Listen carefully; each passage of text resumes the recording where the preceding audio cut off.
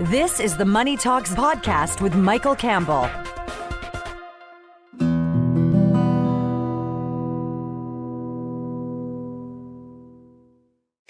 Glad you're with me.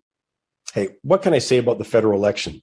I don't know how many people are even engaged. I mean, it seems like the spread of the Delta variant, the Canadian and Afghans who supported the Canadian forces who have been left behind have topped the news headlines. So has the politicization of the pandemic for political gain. And the revelations contained in Jody Wilson-Raybould's new book have received far more attention than the latest platform promises. But more about that in just a moment, because I've got ace analyst Lance Roberts coming up. And I got to ask him, can we really deficit spend forever, given all the debt, global debt, national debt? I mean, can central banks even let interest rates rise? And what should we as individuals do in this environment? I'm also going to talk about one of the monster investment growth areas, cybersecurity. I've got insider Ian Patterson. He's a CEO of Plural Lock to chat with about that. Plus, I've got a truly shocking stat. I just got the latest poll results in the States, and I'm telling you, they are going to surprise you. Plus, a great quote of the week, and a goofy that's bound to infuriate some people, I'm sure. But I've also got Ozzie Jurek on where real estate money is really going right now, and Victor Dare on what's up with gas prices. I got Michael Levy with some good news on the employment front, and that may impact your wages, by the way. But first, the election that few people wanted during rising concerns over the Delta variant caseloads is all but over. The Prime Minister said it's necessary because of some important issue that could impact generations to come. And yet, we sure didn't talk about them. I mean, we got attack ads, yes. We got empty promises of free this and free that based on the deficits don't matter siren call of modern monetary theory. But we didn't talk about that. We didn't talk about serious issues like proposed censorship in Bill C-10 and Bill C-36. No, we didn't talk about the world's number one geopolitical issue, the continued aggression of China either, let alone practical steps for economic recovery. And by the way, if you're not sure or concerned about increasing government censorship, consider that Canada's leading expert on internet law, Michael Geist, Canada Research Chair in Internet and E-commerce Law, calls Bill C-10 stunning, dangerous, inexcusable. But we didn't talk about it. Ontario Civil Liberties Association calls Bill C-36, in quotes, a law that grossly violates the fundamental human rights of expression. Hey, still not an issue. As for economic growth, arguably the most important issue facing Canada today, during the campaign, I hear advocates for a variety of government programs. Maybe it was subsidized daycare or free pharmacare, but they seem completely unaware that the ability to deliver more services is directly impacted by economic growth. As I often mention, can't think of a single issue that's advanced by a weak economy, yet there's no sign that's understood by many in the public and the majority of our politicians. Certainly not discussed, though. Forgive me for repeating this, but you won't hear it in many other places. One of the keys to our future is going to be our ability to reverse the decline in capital investment in Canada from current generational lows. And that goes hand in hand with the problem that we've had this consistent decline in Canada's competitiveness rankings. But it wasn't discussed. And you know what? I'm actually at a loss to understand why. The fact that serious issues weren't discussed during the campaign underlines sentiment that this was an unnecessary election, cost of $600 million. I mean, what do we get for $600 million? Well, seems like we got a more divided country. The essence of the election is a referendum on more government control, more regulation, and intervention in the economy and society as a whole. Prime Minister himself stated Build Back Better's agenda's goal, which is borrowed directly from the World Economic Forum, is to reimagine capitalism through increased government intervention and regulation, including regulation of free speech. That's what should have been discussed and debated, but wasn't. The campaign was more about protecting the government status quo, the individuals and groups on the receiving end of hundreds of billions of government money, including the media. I mean, there's been no talk whatsoever of Auditor General's findings of tens of billions of tax dollars wasted. But it's more than that. We have a healthcare system that was just ranked by the Commonwealth Fund 10th out of 11 countries, and no one dared talk about changes to healthcare. I mean, guess who would dare, I guess, with the fear mongering that would be immediate by cynical politicians. enabled by, I think, the media, who does not think things through too often. A 10th out of 11th? Well, that's not going to change without an honest discussion, and one that's not inhibited by fear-mongering for political advantage. You know what? This election was far more noteworthy for what wasn't discussed than by what was. As Judy Wilson-Raybould talked about in her new book, all the promises of a new way of doing politics have been obliterated. In a resignation letter, she stated, "Federal politics is, in my view, increasingly a disgraceful triumph of harmful partisanship over substantive action." It's easy to make the case that there was no substantive action. I mean, all talk, no action. I mean, come on, we've had no meaningful reduction in CO2 emissions, no reconciliation with First Nations. Heck, there's still a substantial problem with safe drinking water. Sexual harassment in the media was covered up for at least 2 years until Global TV broke the story in February. Capital investment, our competitive ranking, well, it continues to decline to a generational low. I mean, keep in mind, before the pandemic, economic growth was hovering around a dismal 1%. I don't see any plan to actually reverse that trend. You know what? The new way of doing politics seems a heck of a lot like the old ways.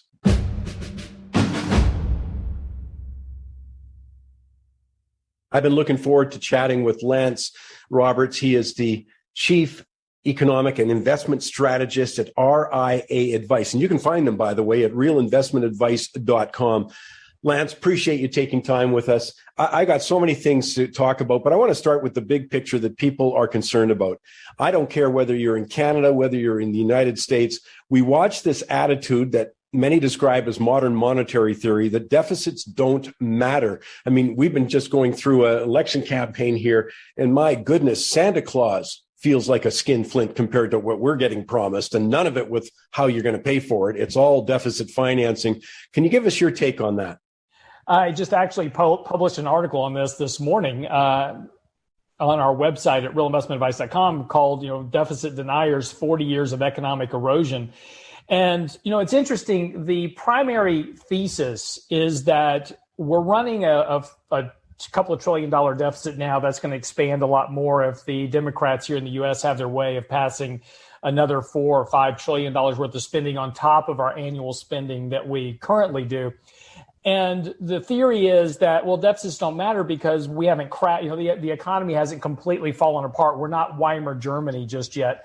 And that's really not a correct way to look at it because, deficits don't occur just overnight. We didn't wake up yesterday morning with a $2 trillion deficit. This has been occurring for 40 years. So when you go back and look at economic trends, whether it's economic growth, the value of the dollar, inflationary trends, take a look at what's happened with underlying assets kind of across the board. And more importantly, the capital formation within the economy has all eroded over the last 40 years. We used to grow at 6, 7, 8% rates of economic growth. Now we grow at 2, if we're lucky.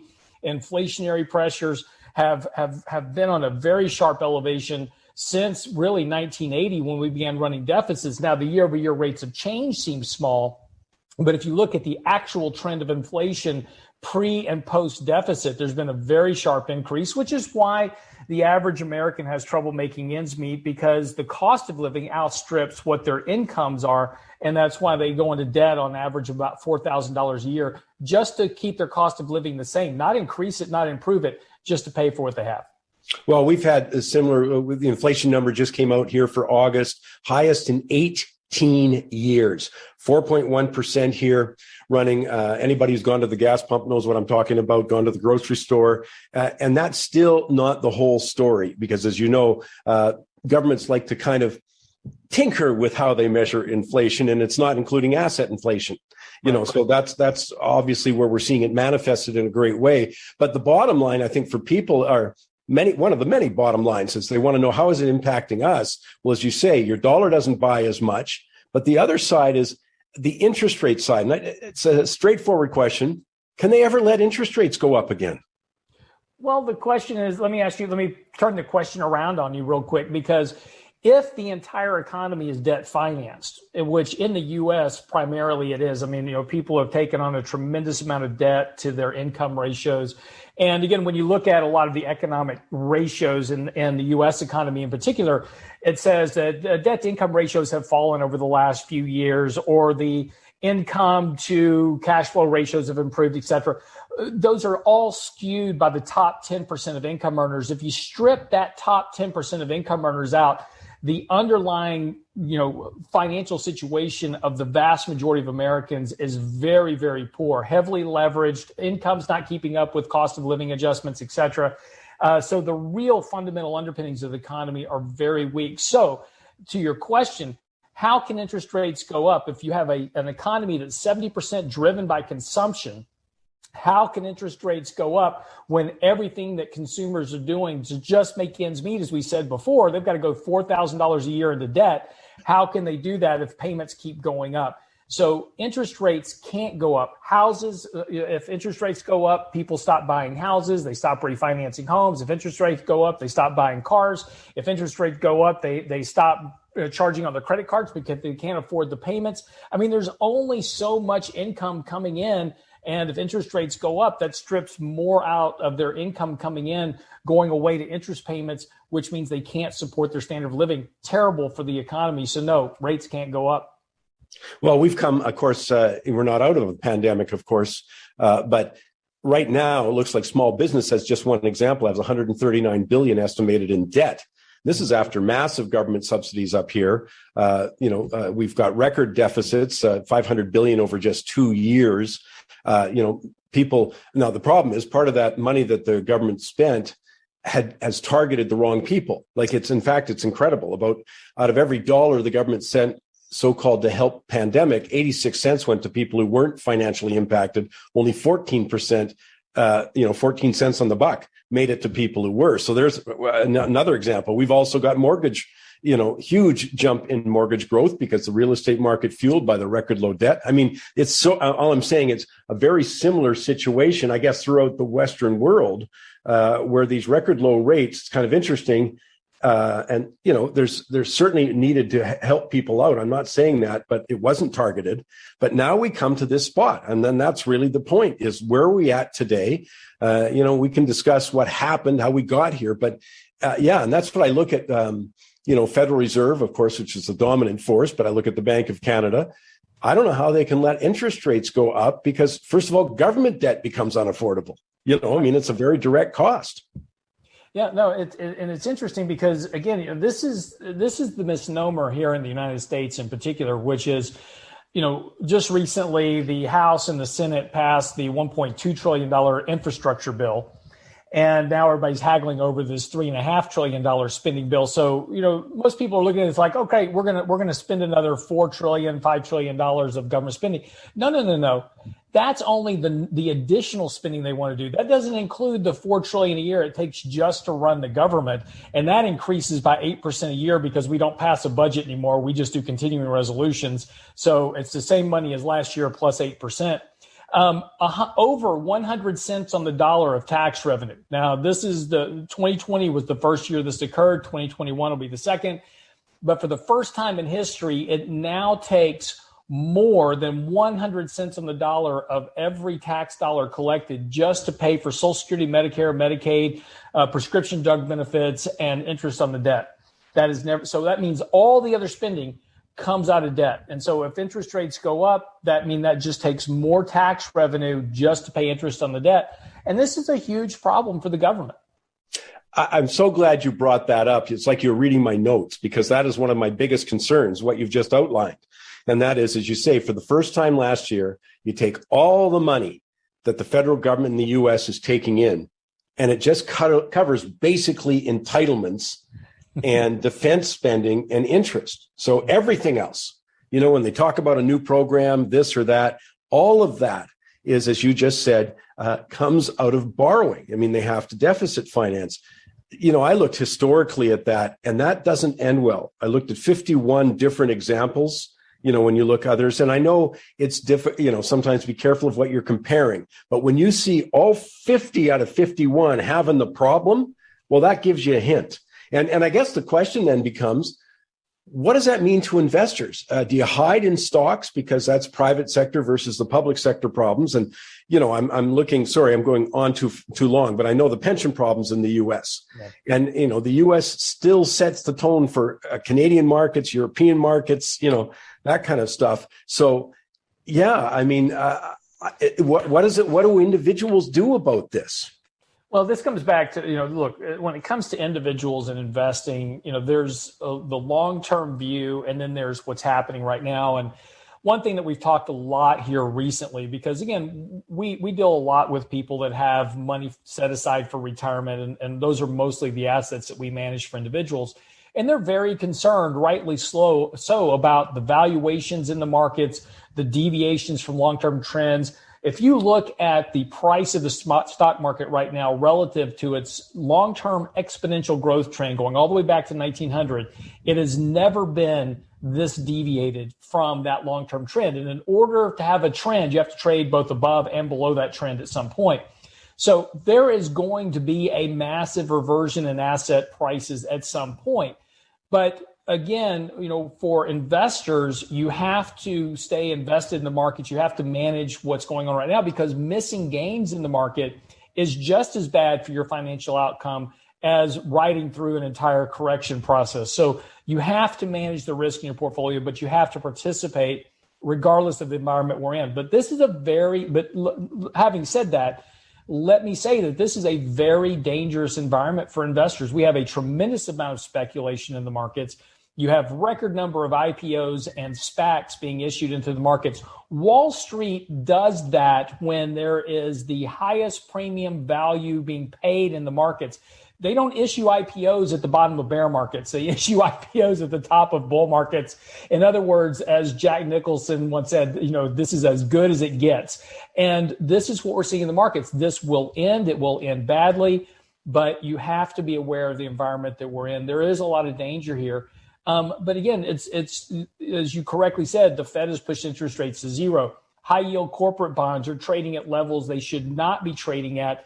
There is no yield outside of the stock market. So this is the Federal Reserve and their ongoing monetary programs have forced investors into the riskiest asset class out there just to try to make some return on money. And that's a very dangerous situation. The other side and that's great advice, by the way, the other side that gets people questioning things is, okay, so they print up all this money. I mean, it's like money doesn't mean anything. You know what I mean? Money was originally supposed to be in exchange for goods. I mean, the original bills of exchange where I had lumber, you had sheep, and we got a middleman in there to guarantee we both have it, and we'd make that exchange. Well, it's lost its meaning when they say we can, in the States' case, produce 6 trillion out of thin air. In Canada's case, about $500 billion out of thin air. But here's the question. A lot of people are surprised that hasn't been reflected in, say, silver prices or gold prices. You're hitting all my good topics here lately. I just wrote an article about what's wrong with gold, and that is effectively the question here. What is wrong with gold? Why isn't gold soaring through the roof right now when you have this unprecedented level of monetary printing? You've got this unprecedented level of debt, and you've got inflationary pressures. I mean, this should be the moment that gold is shining as brightly as it ever has in history, and it's not. And the reason is simply because there is no fear in the markets right now. So there is no reason for individuals to take on a fear trade, or what we call a safety trade, in this market right now, because asset prices just go up every day. So why do I want to own something silly like gold? Long term, gold is a valuable asset class relative to your overall asset allocation. There are periods. And it's interesting as to what periods these are, but there are periods where gold does not perform well. It doesn't keep up with inflation. It doesn't hedge against risk. When are those periods? 1990 to 2000, and the last 5 years in particular for gold. But that's during this midst of extremely strong bull markets where there is no fear of loss, because, again, I could buy anything and it just goes up. And you've got millennials and Gen Zers, trading on Robinhood, buying stocks that have no fundamental value, and they just double every day. So, that's why gold's not working now. But if I was a betting man, I'm not, but I manage money, so I guess it's the same thing.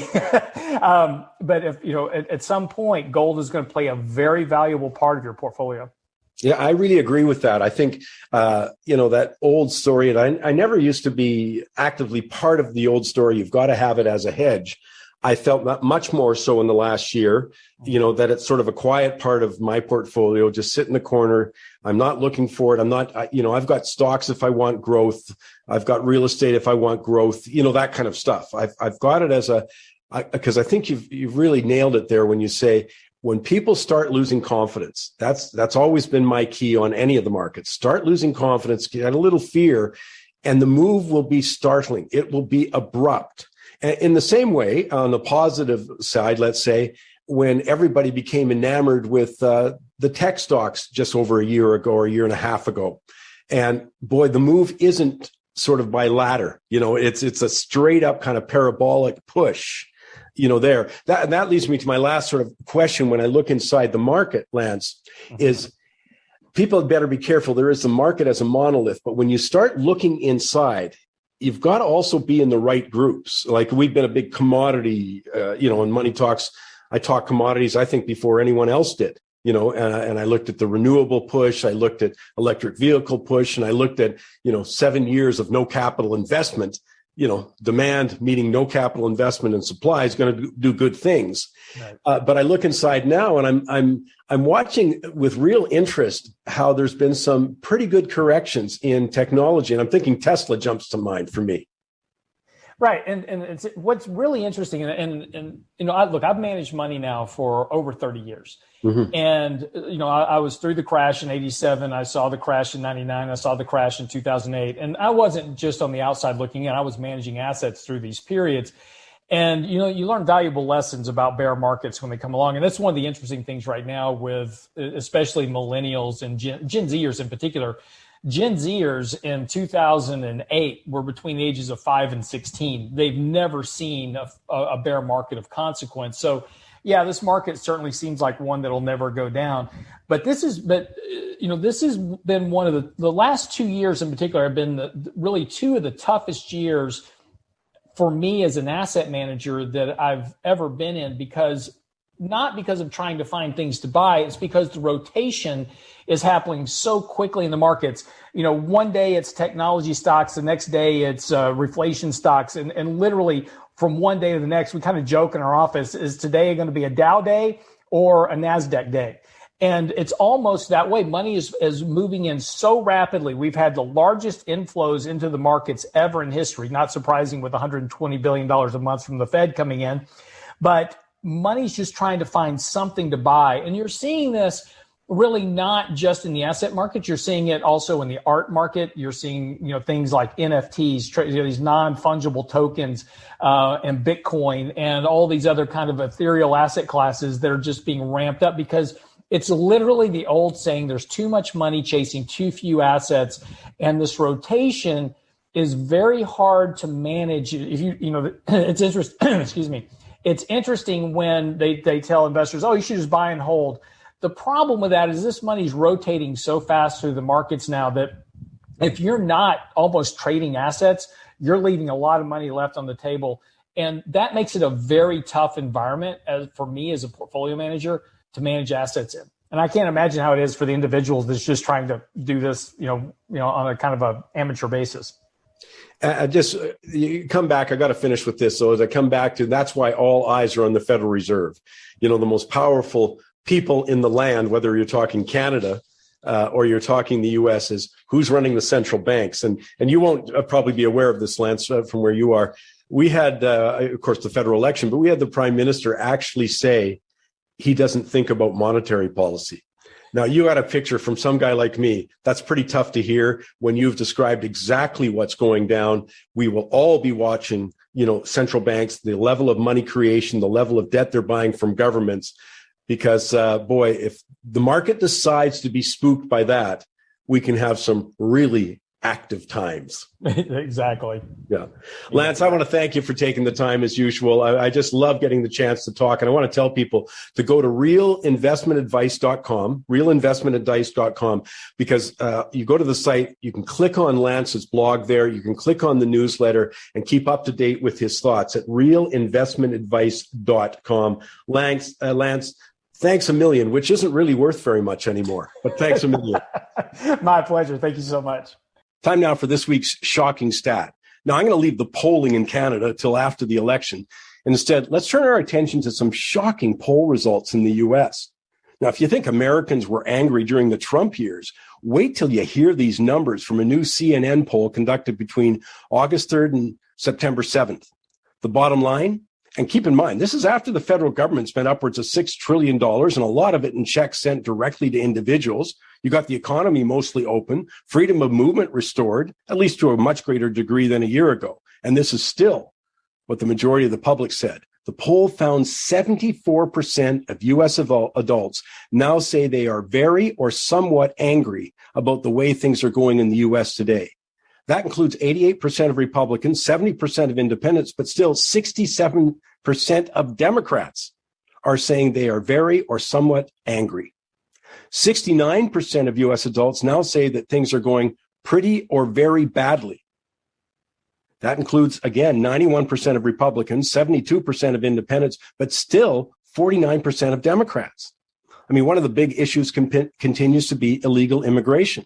The CNN survey also found that 77% of U.S. adults say it is important that the federal government stops the movement of undocumented immigrants into the U.S., of which, boy, virtually all Republicans, 95% agreed, 76% of independents, but still 52% of Democrats agreed. Now, look, these are important statistics. You got to remember, one of the main themes on Money Talks is to sort of chronicle the continued decline in confidence in government. I mean, why? Because it has huge impact, not just economically and in investment markets, but socially and politically. We've seen the evidence of that really for the last 10 years. The Trump victory in 2016, I think, was a manifestation of that. We're seeing it worldwide, by the way, but it's important to chronicle the continued decline in confidence in government. I mean, the big question is, in what direction is it going to go? And that's the essence of what this show focuses on.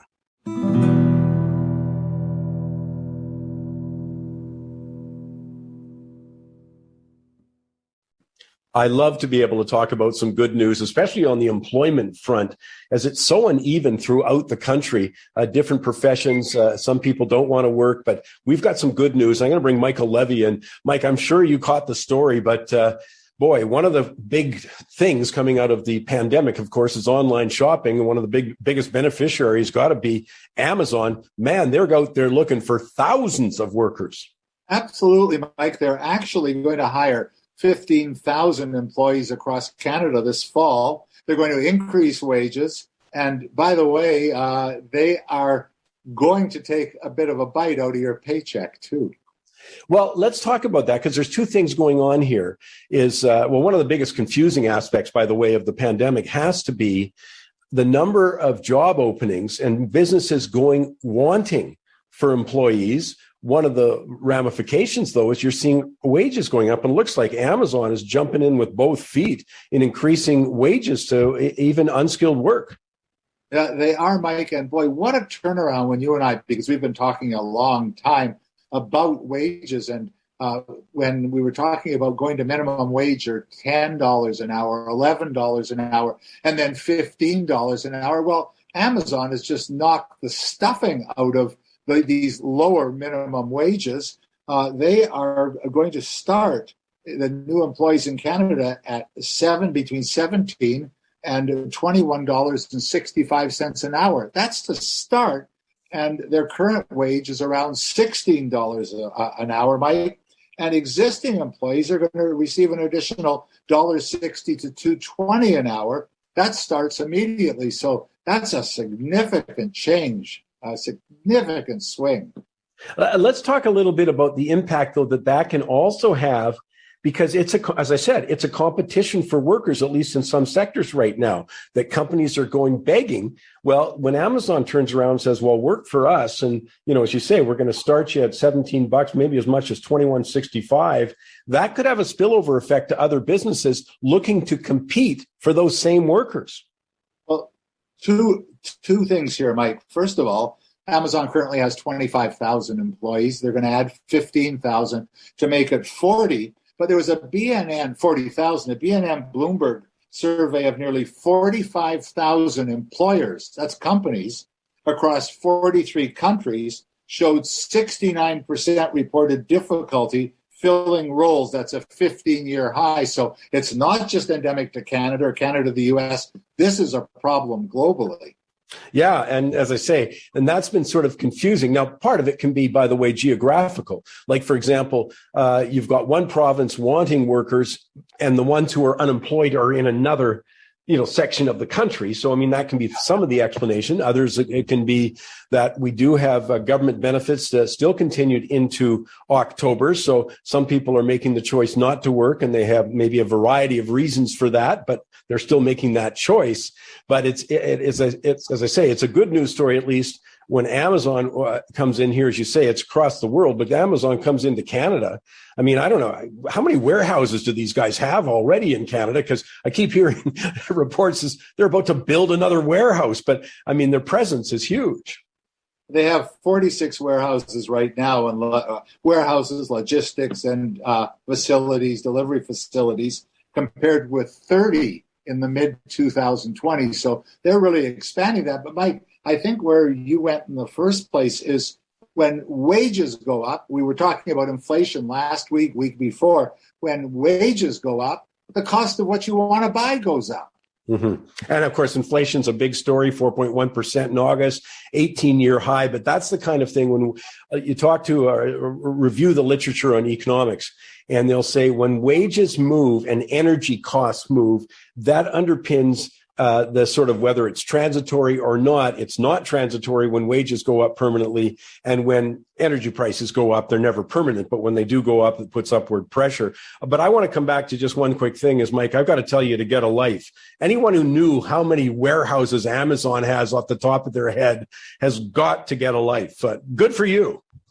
Well, Mike, it just amazes me that Amazon has shifted the whole way we look at entry-level jobs, the whole way we look at beginning kids coming out of university, summer jobs. Amazon is hiring. If you just turn on the radio in Vancouver, in Calgary, in Edmonton, in Toronto, even the radio ads for people who listen to the radio, Amazon is hiring. And not only are they hiring and paying, they're also giving full benefits from the start. That never, you used to have to be with a company and earn the right to get benefits. They're giving benefits also. So it's very significant impact. Yeah, back to it's the competition for labor. This could ripple through the rest of the economy for other workers, as our vacancies are high in certain industries across the country. In the meantime, Mike, go out and have a terrific weekend. Thanks for taking the time with us.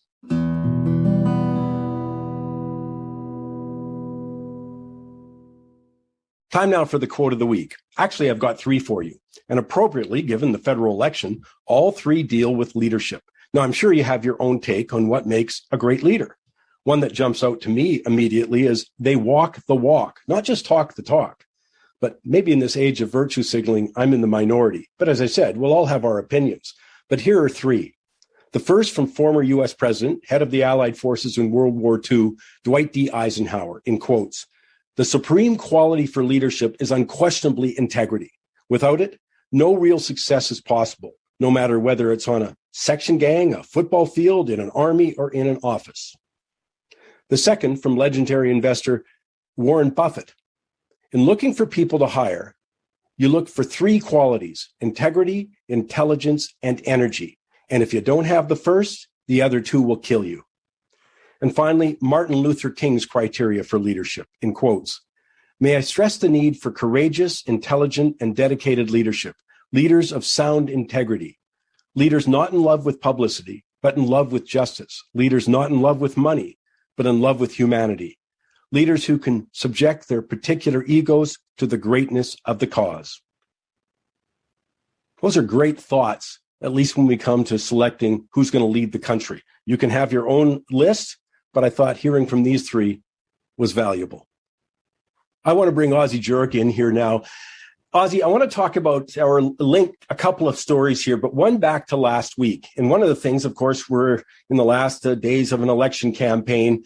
Parties roll out these platforms talking about affordable housing, et cetera, which, again, you and I talked about last week, saying, well, guess what? There's three levels of government involved. It's not just a federal issue. But here's the bigger thing. What I saw, and I had many economists agree with me, some of the stuff they do will actually increase the cost of housing, because when you only go on the demand side and not the supply side per se, you've got a problem that has been with us literally for a decade or more.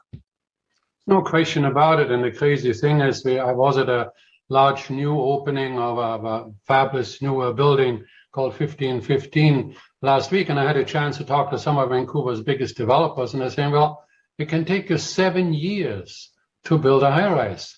So here's the question: we need the affordability, we need the building, we need product, and then the government regulations adding 25 to 35% of the costs to the building, and it takes forever to get the approvals. And the thing is, nobody works together. Here we have the province put in rent controls, we have the city increasing costs, and like we discussed last week. So what's an investor going to do? Well, he's looking for options. And that's the other side I wanted to talk about, because obviously the headlines are about residential real estate virtually all of the time. But there's been massive movement in industrial, commercial real estate. And yes, there's a lot of reasons for them, but I think one of them is investors saying, you know what? These aren't the ones that are being targeted by government, so I'm going to put my money there. That's right. And as government thinks, well, if we leave commercial alone, then we're doing a good job for the economy. So the reasons probably are good. But to my great surprise, the CBRE report has a Canadian investment market view. And they said Metro Vancouver achieved a record high in the second quarter. Commercial sales in a record high in the second quarter. Are you kidding me? And what about, yeah, well, that's what I've been looking at, is just a couple of those numbers. I mean, including, it wasn't obviously, one of the things that changed about the real estate market. It's no longer just, it doesn't matter which category we're talking. It was no longer, we're just talking about Toronto and Vancouver per se, and maybe Montreal, maybe Hamilton, some areas. I mean, I'm looking at the movement, for example, in commercial real estate in Edmonton. I'm looking at it in Calgary. Yeah. And, look at, first of all, we had a record in 2018. Well, we surpassed that record. It's a $50 billion, without mergers and acquisition, $50 billion full year investment total. It's on track to achieve that. Most of, course, was in Toronto, Vancouver, and Montreal, but Edmonton was 721 million. Calgary posted 619 million. And that even in Calgary, also there was a $1.2 billion sale of the Bow office tower downtown, which is just sort of at the end of the second quarter, came in as well. So when you look at that, the investors, industrial was about $4 billion in the quarter, multifamily almost $4 billion, and ICI land about $3 billion. So the crazy sector is also that the retail sector had investment volumes of $2 billion, which was a surprise to me. So a lot of money from Canadian investors, from real estate investment trusts and operating companies, they're all piling into commercial real estate. And again, I would come back to things like there's no foreigner restrictions, for example, compared to a residential. We've got, in British Columbia, you already have foreign restrictions. In Ontario, you have them, but the federal government talking about them at the federal level, both conservatives, liberals, and I believe the NDP, all talking about that. Well, there's no restrictions of that sort when you look at commercial and industrial. So bang, you probably get some foreign investment in there too. Well, that's the crazy thing. Foreign investors increased their purchasing activity in the second quarter for just under 8% of the national volume. I think about 8% of all investment comes from outside. The interesting thing is, with all this talk about banning foreign investors, we had a meeting on Monday night of the Real Estate Action Group. There's 110 people there, and somebody says, I got a lot of property in Palm Springs, and my friends, we're all there. What if the Americans all of a sudden says we ban you foreigners in our country and they'll charge you 20%? He says we'd be scared to death. Why do we do this to people? Well, again, it's a hot button political issue. And again, they don't deal with the real cause, which is supply, which comes right down to the municipal level, regulations, density, that kind of stuff. It's at the provincial level and at the, the federal level. I think where federal politicians set themselves up for failure is they ignore those other two levels, at least during the campaign. They pretend they've got a magic wand, one that hasn't worked in decades, but they're going to wave the magic wand and solve this problem. And it's just not going to happen. Yeah, I put on my Ozbuzz at ozbuzz.ca, I put in the 3 parties platforms as far as real estate is concerned. You look at the platforms, all look so good. It all tries to push somebody's buttons, the tenants' buttons. It's always some guilty party that we can hate. In actual fact, landlords and tenants sort of pitted against each other. It's developers, they're evil. Everybody is. But reality is these are similar platforms to 2019. They're similar platforms to 4 years earlier. And we don't get it done because precisely what you're saying, they don't work together. It's crucial that there's somebody takes it and says, look, you're the provincial guy, you're the city guy, and this is the federal guy. We put you in a room and we don't let you out. We lock the door until you come up and say, okay, this is what we can do. The city says, create more. You're a stupid guy. You're putting in, you don't put in laneway homes. Then you put in a laneway home and they take away a third of your capital-free gain exemption. Or they're saying, put in more housing units. Well, the zoning isn't there for it. Or we put in the zoning, but you lose all of the, it has to get together because people act in their own best interest, which is what we want them to do. But sometimes it's really, really difficult. Well, as I say, we'll get the election results, but I don't think we're getting a result for the housing until exactly what you've just said transpires. 3 levels of government get together with the goal of increasing supply, make a distinction between social housing and affordable housing. The list just goes on. And so far, they haven't accomplished much. Ozzy, that you have, people just have to go. And I'm glad you mentioned it. Go to ozbuzz.ca, check out the 3 major parties, real estate platforms. The Green Party did not present one. So look at the NDP, the Liberals, and the Conservatives, but really think about the details that you need. Think about the impact of that and think about the impact on supply. Is it there or is it not? We'll have more chances to talk about it, Ozzy, as we get the election results. But in the meantime, ozbuzz.ca, have a great weekend. Thanks, Mike. And I remember when Halloween was the scariest night of the year. Now it's election night.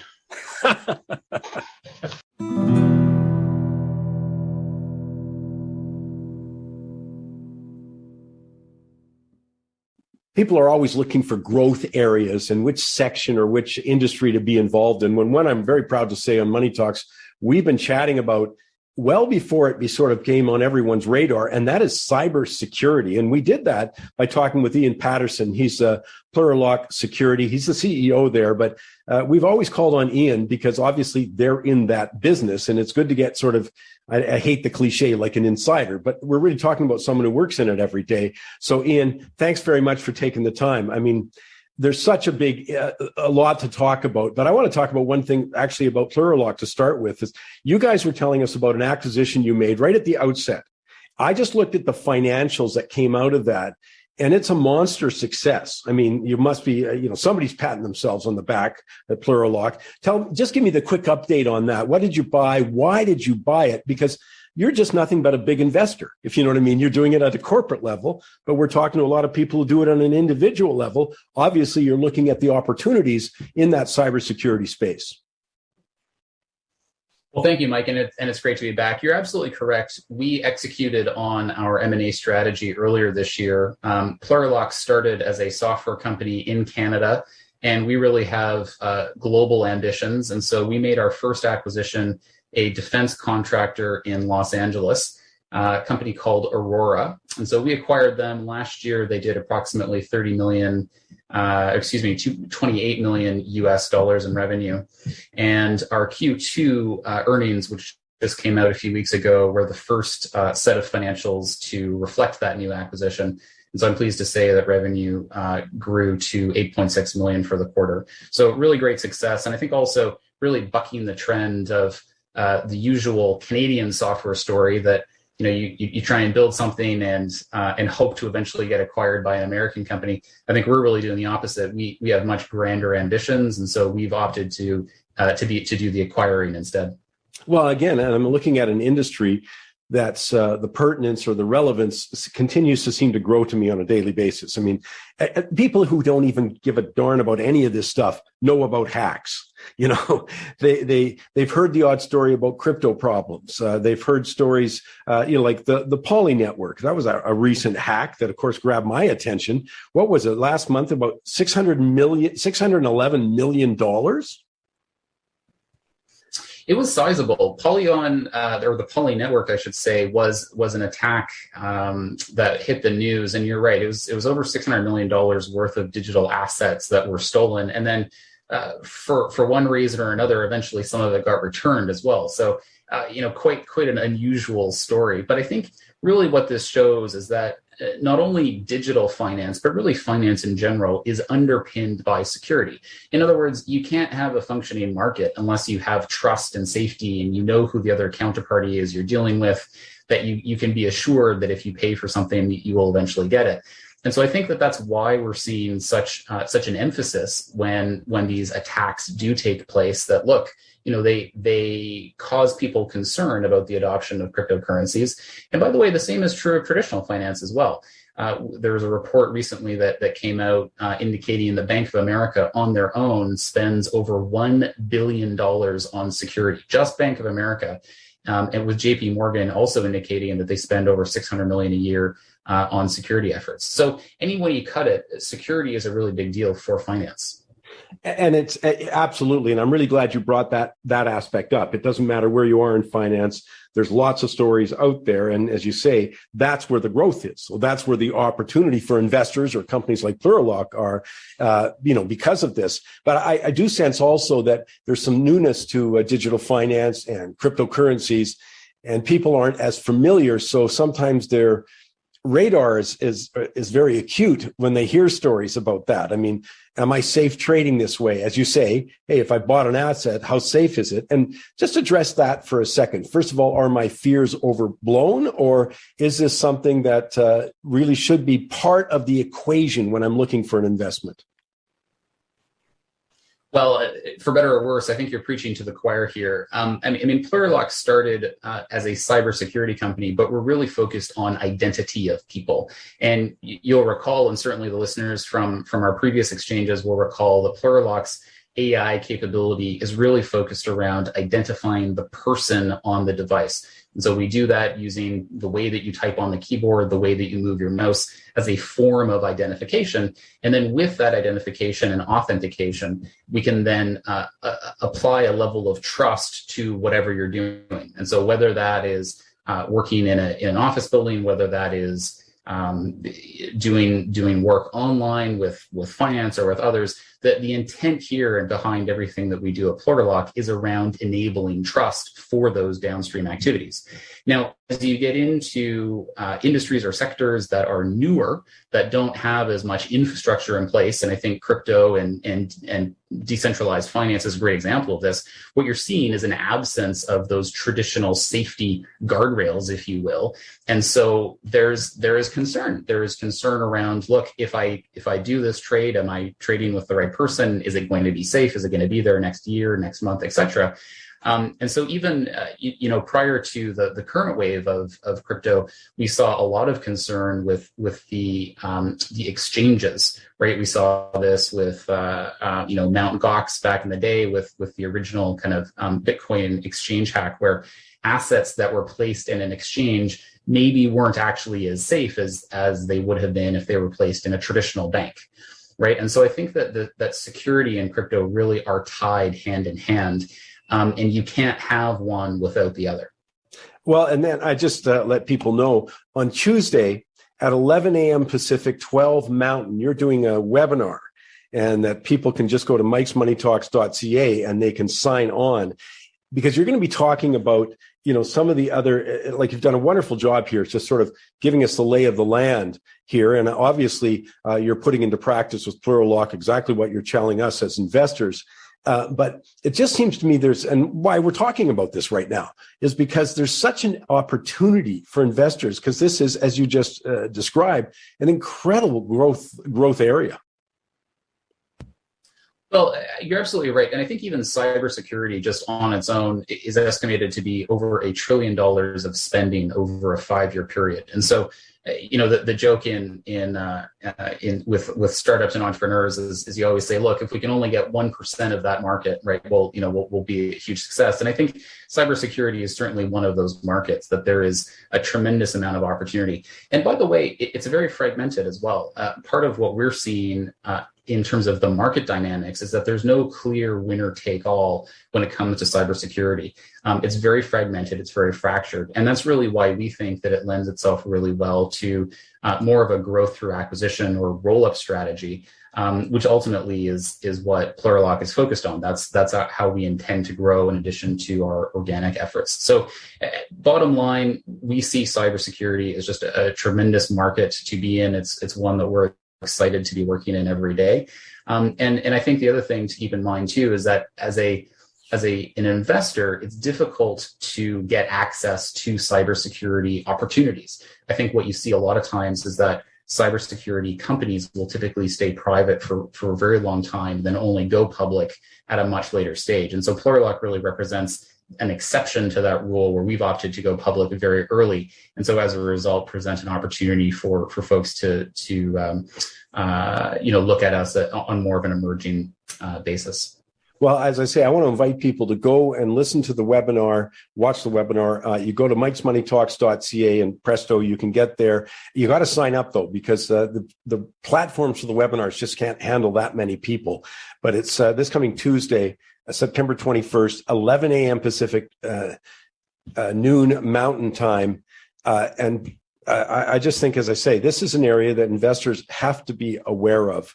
And by the way, the symbol for Plural Lock is PLUR.V, PLUR.V.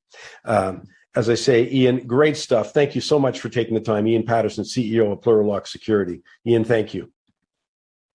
Thanks, Mike.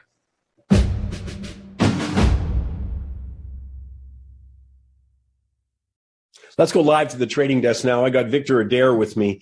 Hey, Vic, I got a couple things on my radar this week, and I'm going to start with energy because I'm looking at the link with the Canadian dollar, but I'm also looking at the price we're paying at the pumps right now, which I know is not all crude oil. It's refinery issues, it's taxation, but let's start there.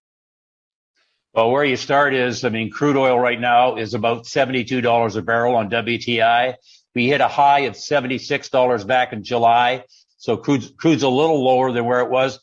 The interesting thing is, though, gasoline prices are now higher than where they were in July. The reason for that is some of the refineries have been shut down on the Gulf Coast and demand has been there for gasoline.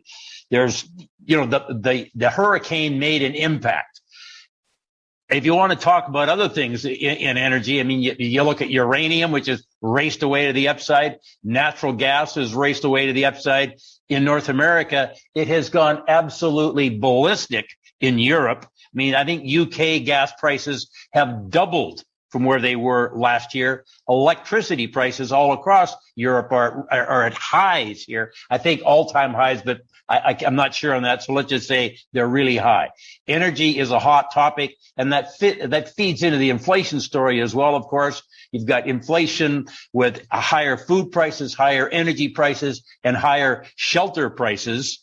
These are three things that really impact the lower income folks. So, inflation is an issue. So all of these things are interrelated. As I keep saying, there's not one market that, exists in splendid isolation.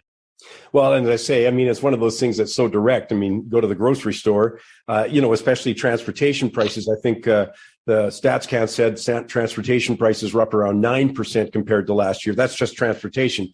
Gasoline was up 32% compared to last year.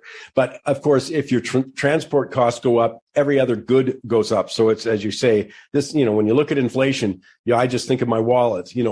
For example, $100 worth of gas last year. For the same $100, I get $68 worth of gas this year. And as you say, those oil prices.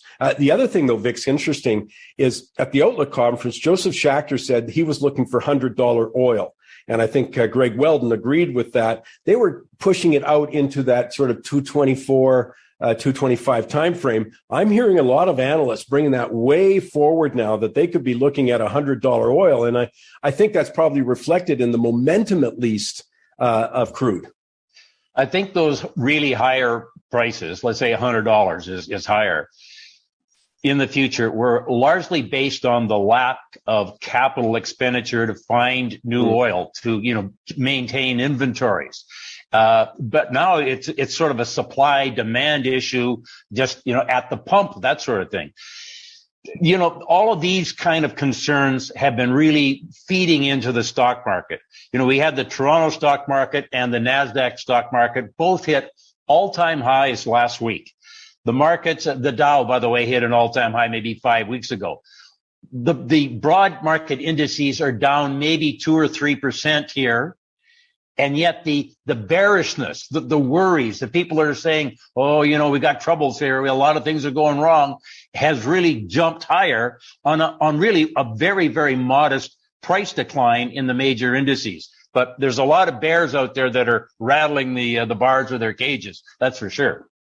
I want to talk about, we just talked about energy prices sort of bumping up, and especially as you say, natural gas, gasoline prices are bumping up, oil rather, sorry.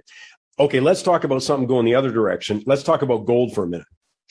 Yeah, gold right now, it's really very much a function of the U.S. dollar. I know there's always been a historical correlation between gold and the U.S. dollar. Basically, if the U.S. dollar is strong, gold is weak, and vice versa. The past couple of years, gold, I think, gained a lot of oomph to the upside as interest rates were falling, particularly real interest rates were negative. So, there was no opportunity cost to tying your money up in gold. But lately, gold has been struggling. I think we're down about $80 an ounce over the last couple of weeks. We're down $150 from the highs back in June. And, the silver market is even softer. But if you were going to say, lay the blame somewhere, the blame is the U.S. dollar is strong here against all of the other currencies, and that's just not good news for gold.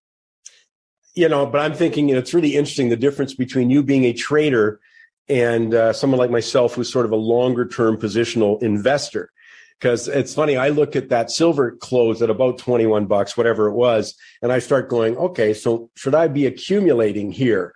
Because I'm not afraid of the trend, where on your side, you're looking at and saying, well, look at that short-term trend, it's down. And it's just interesting to hear you talk about those things, because it is a very different approach. As you always say, match what you're doing with the time frame you're doing in it.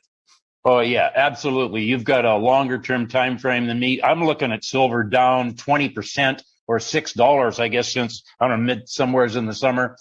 Here's another thing on gold, though, and that is the gold shares. The GDX, which is an ETF for gold shares, we're at an 18-month low. And some of the major gold mining companies, their stock is really down from the highs that they had.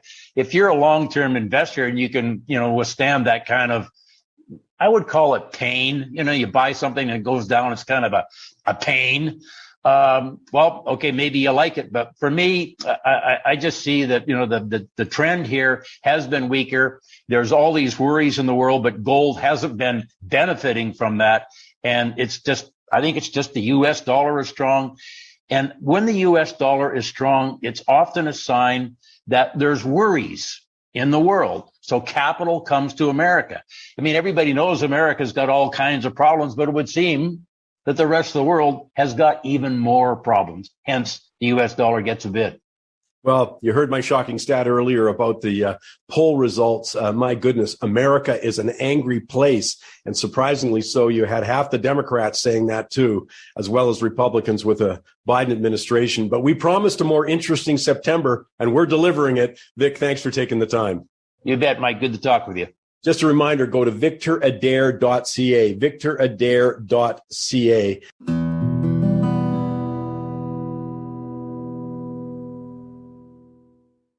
Time now for this week's Goofy Award, and it's a doubleheader. The first deals with foreign interference in Canadian elections. So let me ask you a straightforward question.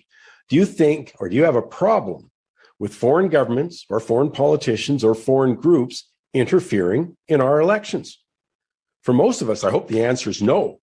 Hey, but maybe some people have no problem if the foreign actors support the party they like.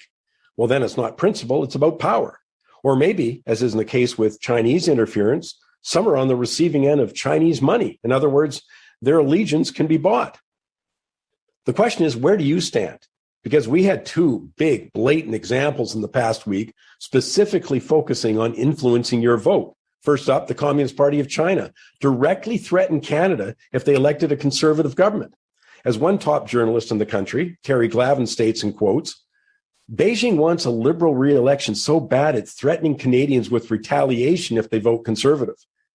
How is this not an election issue? Imagine if Moscow had come out and said, vote Trump or else, end of quote. But it's not just the Chinese. I mean, former President Barack Obama this week thought that Canadians couldn't do without his voting advice. Maybe not a surprise given former Defense Secretary Bob Gates, who served in the Obama administration, stated that Obama always thinks he's the smartest guy in the room. While Mr. Obama is quoted as saying to his staff, I can do every one of your jobs better than you can. Well, so no wonder he thinks Canadians need his voting advice because, well, I guess he's smarter than all of us. Now, at the risk of inciting the ire of the CBC or Rosie Barton or Gerald Butts, you know what? I don't need his help. I don't need the help of Xi Jinping, and I don't think you need my help. Just inform yourself of the track record, the history, the basics of economics and finance, and other subjects that are your priority or top concerns, and then make your choice and vote. But speaking of the fundamentals of economics, let me point out the next goofy. It's a common mistake made by politicians. Specifically, I'm talking about corporate taxation. Come on, been a popular subject during the campaign, but we don't need to put our dunce caps on for this one. Let me ask you a question. When your property tax bill comes, does your house pay it? Or do you, even if it's a mansion? When you fill up at the gas pump, does your car pay the gas taxes? As well-known Laval University economist Stephen Gordon states, corporations may be big and they may be profitable, but they cannot be wealthy. They're a form of wealth. Claiming that wealthy corporations pay corporate income tax makes as much sense as claiming that rich buildings pay property taxes. So the point, go ahead. Yes, if you want to push raising corporate taxes, but please understand they're paid by individuals, individual shareholders, every member of a pension plan because they own stocks. And as the research makes crystal clear, you know who else pays? Workers. They pay in the form of lower wages. As I say, I don't care where you stand on the issue, but please understand it when politicians stand up and start talking about corporations paying tax. They don't, they can't. That's all the time I have this week. Hey, I'm really thrilled that you joined me. Remember to go to mikesmoneytalks.ca and Money Talks tweet, Michael Campbell's Facebook, and join us on Instagram. I can keep you up to date. Sometimes I feel like I'm doing it all day, like an hourly basis, but we will keep you up with the latest. And go out, take some time, maybe learn about the issues, and I hope you go out and vote. Have a great weekend. Subscribe to the Money Talks with Michael Campbell podcast for free at Apple Podcasts, Google Podcasts, or anywhere you get your on-demand audio. For the complete show, daily podcasts, and more.